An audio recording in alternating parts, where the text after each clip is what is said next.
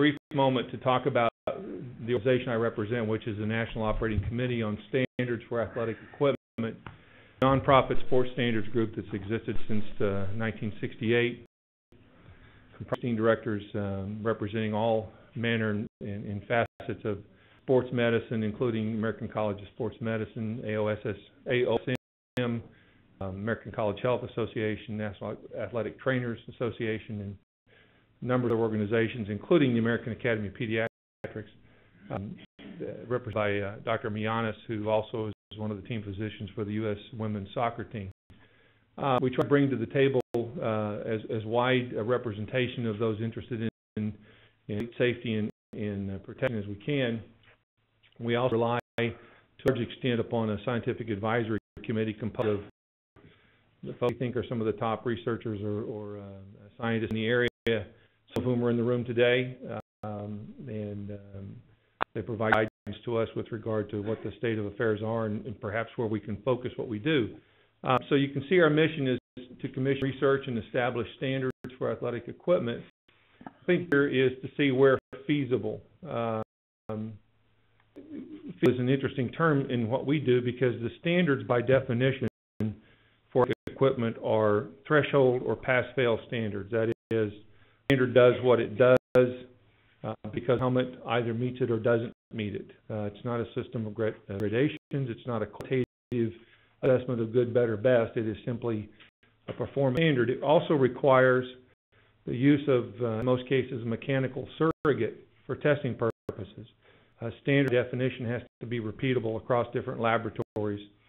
About the only way to do that, especially in this kind of an area, is to have a mechanical surrogate. We use a biofidelic head form that's got instrumentation and that we think it mimics what the human head and skull do under impact circumstances.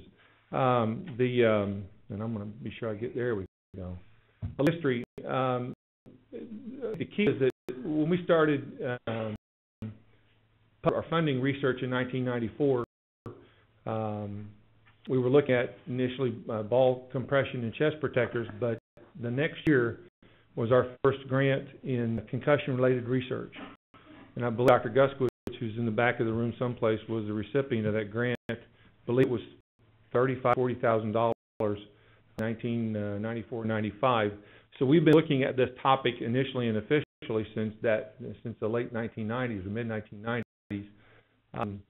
As we and increase the funds available for research, we have ramped up the funding that we are able to provide by a substantial amount.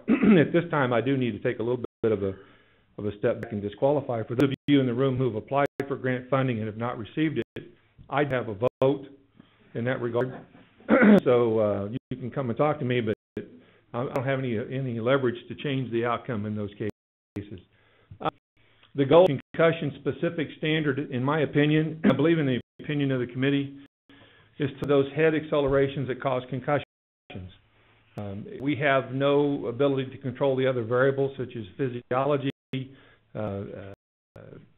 genetic, whether it's your state of hydration, whether it's electrolyte balance, what it may be. We can simply regulate through placing performance limits on equipment those accelerations, which some years ago were primarily considered to be linear. In a time with more research, determined that perhaps it's more rotational, and that pendulum seems to swing back and forth a little bit, and I'll show some research in a little bit later. And starting to learn that, in fact, it may not be one or the other by magnitude or location. It may, in fact, be the sequential input of those forces in the course of a concussive event. Research that's happening at this point that suggests that a mild rotational acceleration, which by itself may not be injury-causing, devastating if, in fact, during the course of that rotational acceleration, it's interrupted with the linear input of a certain magnitude and direction, which could result in a catastrophic outcome.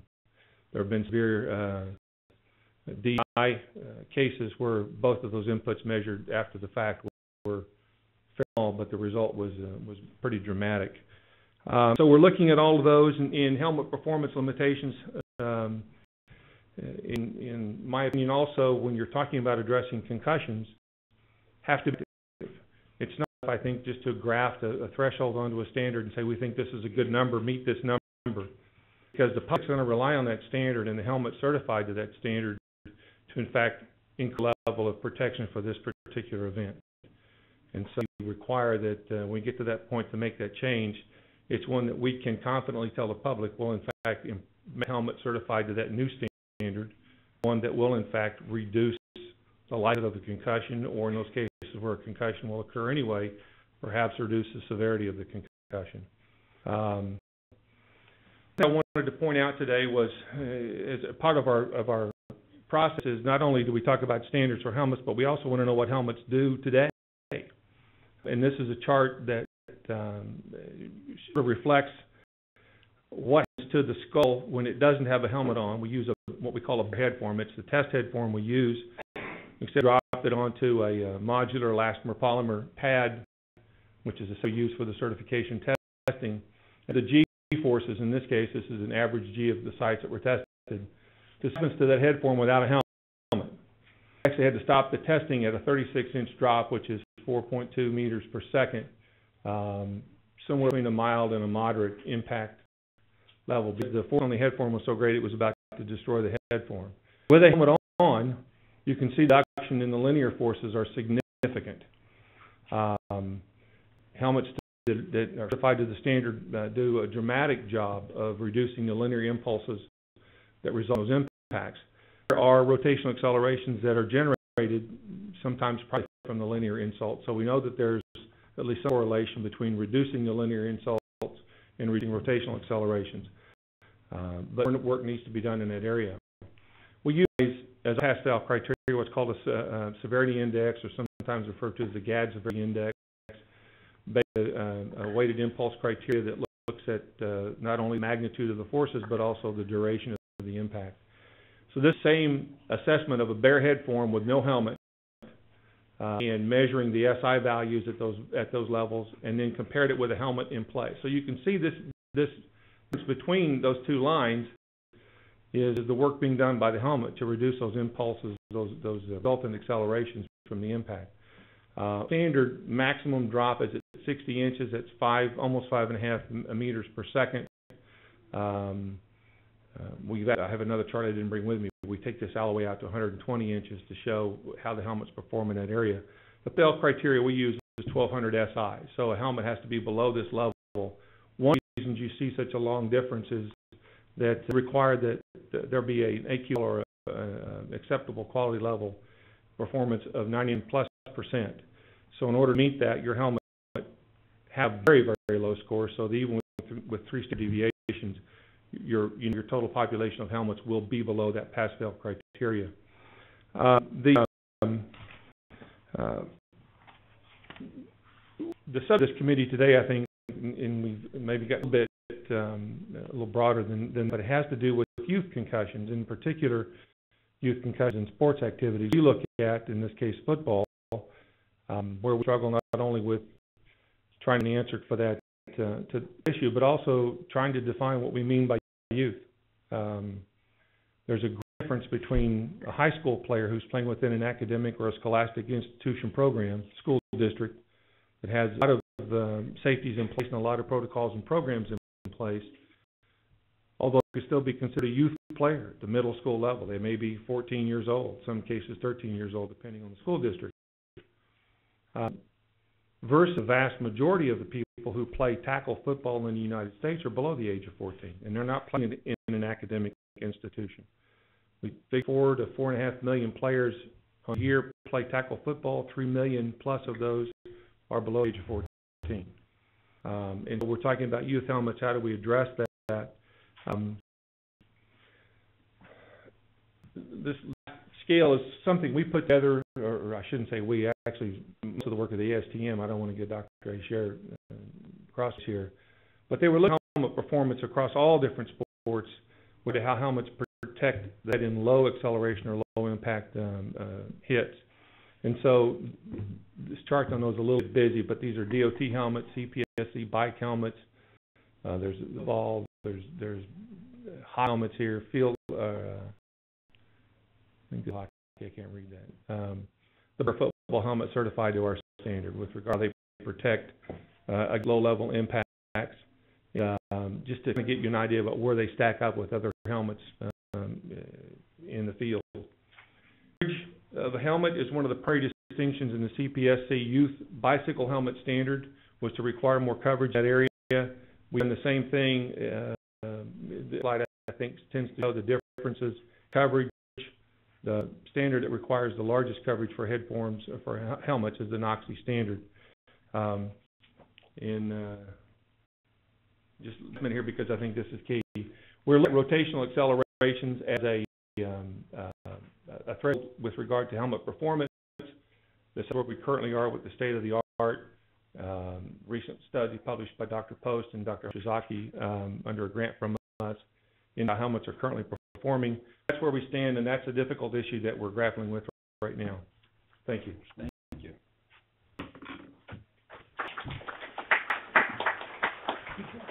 So our next speaker is Dr. Asher, who is president of the Hockey Equipment Certification Council.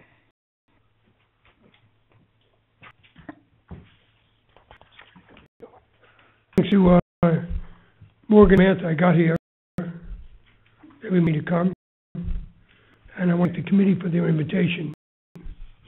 And how do you make these?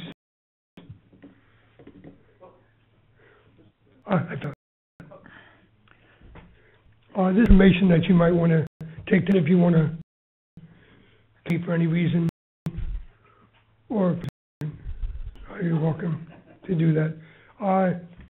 We're here to discuss HEC, Hockey Equipment Certification Council. We're a council made up of volunteers and consisting of manufacturers, consumers, and real interest. Divided a third of each. Our executive committee and anybody else who wants to join as well. We make standards for hockey helmets for people over the age of 20 as well. We started out in 1976. It was in an agreement with USA Hockey. We're associated with them right now, but we still have strict ties to USA Hockey. Director Emeritus at USA Hockey and been with them for over 25 years. I've also been with HEC for just under 25 years. In 3 constituent groups, we have 4 head face protectors that we've been serving.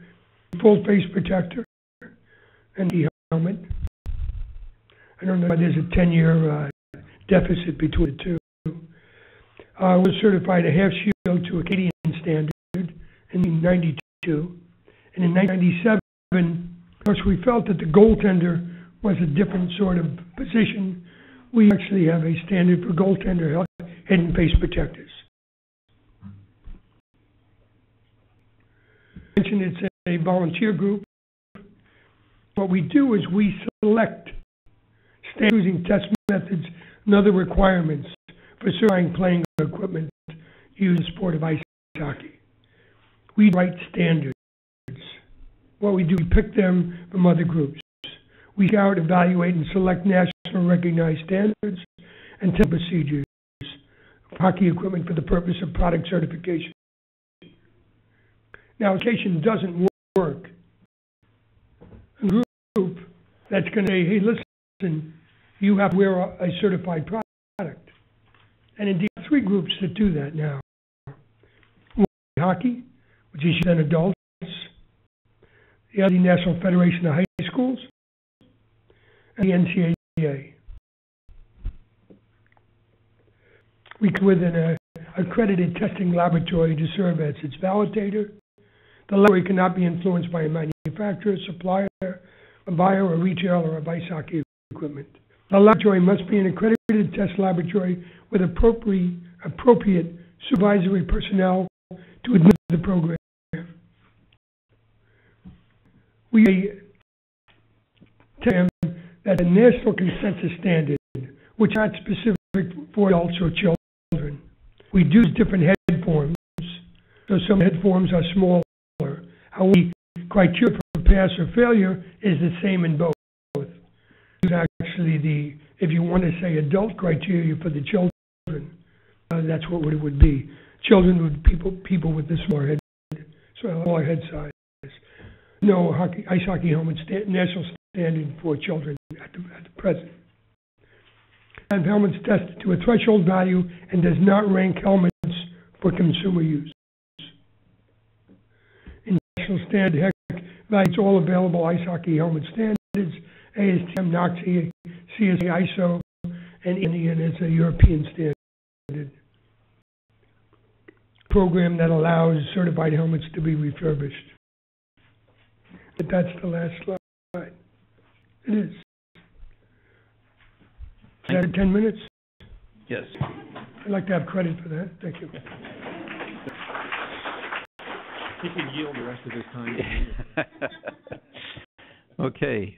Questions from the members of the committee? Well, Pete, let me ask one. Mr. Oliver, for those graphs you showed us, what was the helmet that was tested there?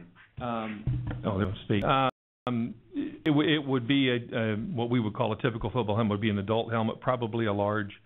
I could say the model or brand. The numbers between brands are essentially the same on the testing. Statistically, not a lot of difference. But it's been a helmet that would have been currently available. Okay, thanks. Chris, Children's Hospital, Philadelphia. Michael, I was wondering if you could comment on NOC's thought about different thresholds for different ages. Have you kind of thought that within your organization? I know you don't currently have different thresholds, but kind of where does NOC stand on it? So we don't have different thresholds, you're correct, and it's something we do look at and are looking at right now. We're going through the process which the CSC went through some years ago when they were looking at youth standards for bicycle helmets. And initially they wanted a standard that had a different threshold. I think the 300 Gs was the pass-fail threshold for the bicycle helmet. And eventually it ended up staying the same with other changes to the coverage. The problem we have to look at, whatever the science tells us would be a different threshold. So if there's some science to suggest that there is a threshold difference based on age, for example, then we would certainly to incorporate that in there. But the other part of that equation, which is something that we're just now starting to get a handle on, is although the threshold may be different for let's say, a rotational acceleration injury to a player that's 10 years old, the player also may not face the same types of inputs in the field that perhaps a 12 or 14 or 16 or 18-year-old would face. So understanding what actually occurs in the field with regard to exposure is a part of that analysis, and that's just now being done through the work of Dr. Duma, who's, I think, starting the second year or maybe finishing the second year of a head impact analysis for youth football players. But it is one of the topics we're looking at, certainly.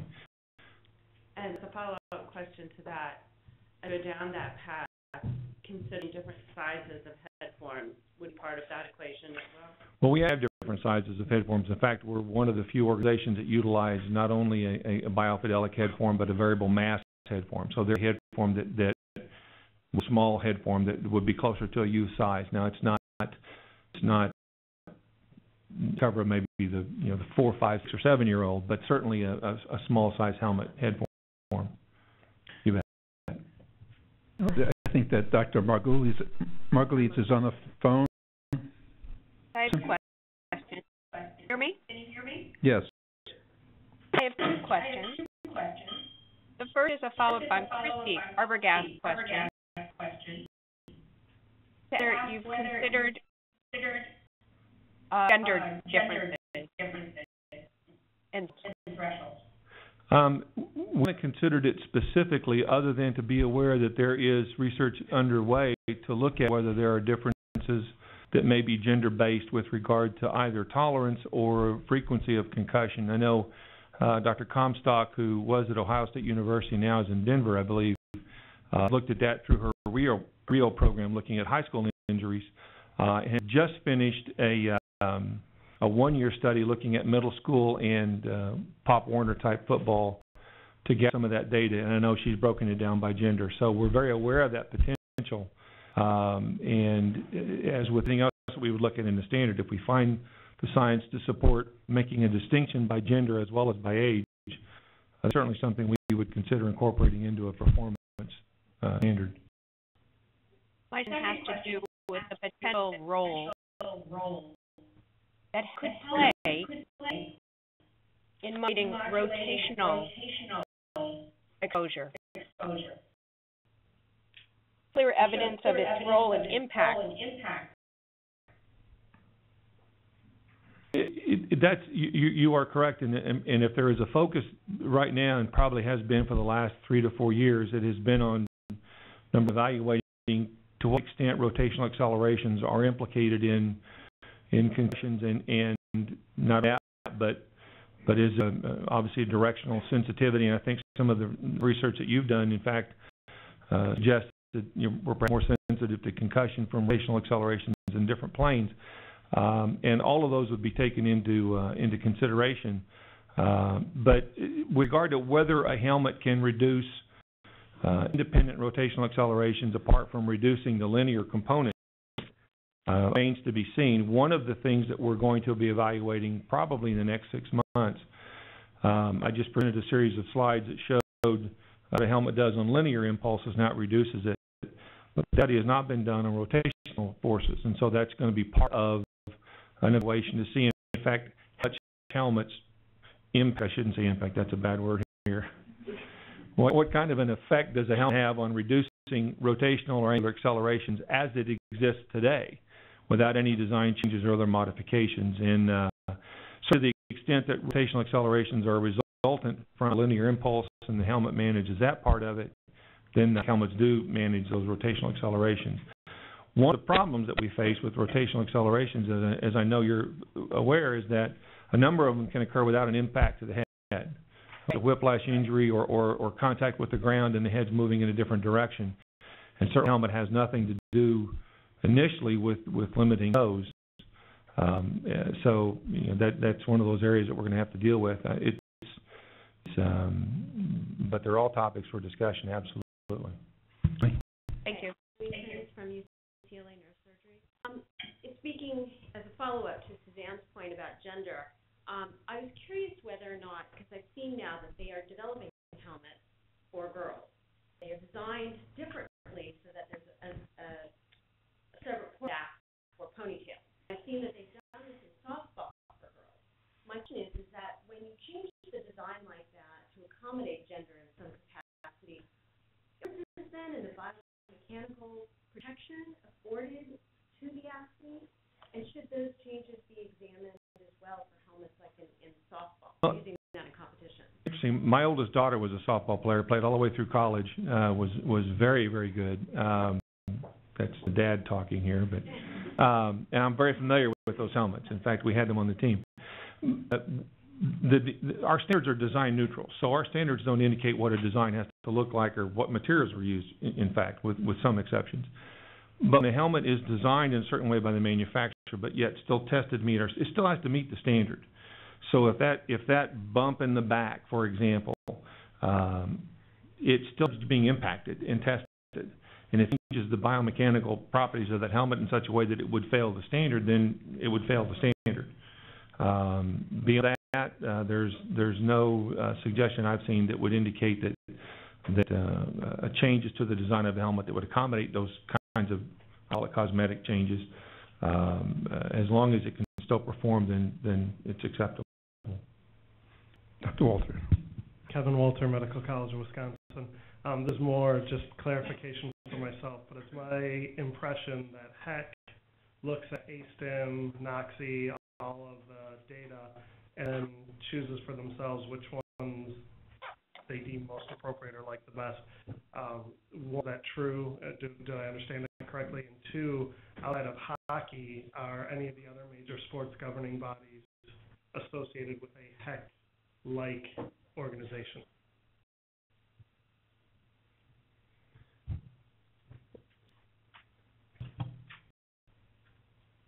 I don't.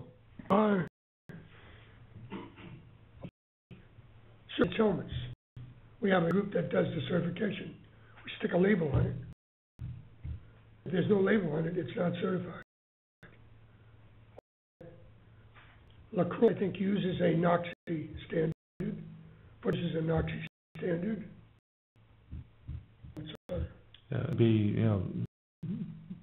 a number of others. I think that's your point with regard to the governing bodies. I'm not aware of either the primary governing bodies, which should be the NCAA and the National Federation, requiring compliance with a HEC standard other than ice hockey. In fact, I'm not even sure they require it for the players. I know they indicate that it ought to be. They require it for goalkeepers, I think, but they don't require it necessarily for the players. But I believe all the other helmet standards that they require are NOCSI standards for lacrosse and baseball, football. We would like them to do ice hockey. We think it's a better standard. But I told Alan that, so that's not a surprise. But there are other reasons for it. 8 years ago. Yeah. Is that right? Yes, Michael, I wanted to ask about Joe Wright, Children's National Medical Center. I wanted to ask about the state of the development of biofidelic models for younger children. You talked about the fact that there was mentioned that there are more young children involved in playing hockey than in high school and higher. And it occurs to me that with the anatomic and physiologic developmental changes that go along with the head, and the head is related to the body and the neck of younger children under the age of 8. Is there any work moving towards biofidelic models to accommodate for those kind of developmental anatomic changes that we know about? I'm not aware of any work being done specifically to the head form to test that. I mean, we have, as I mentioned, the variable mass head forms, and one of them is actually quite small. But I think what we're finding is from the research I've said and listening, sitting in on our scientific advisor committee, is that the bigger risk factor at that level because of development has to do with neck size and strength versus head weight. And there are several studies, certainly investigations being done to determine whether or not it would be appropriate to incorporate a different neck system, small neck system, perhaps not as resistant to movement as the primary hybrid 3, which is in use today, specifically to address the youth exposure, because we understand that neck strength has a significant, I think, correlation to the likelihood of a concussion, particularly in football. We're adding more weight to the head with the helmet. Yeah. Okay, thanks. Thank you very much. The next section is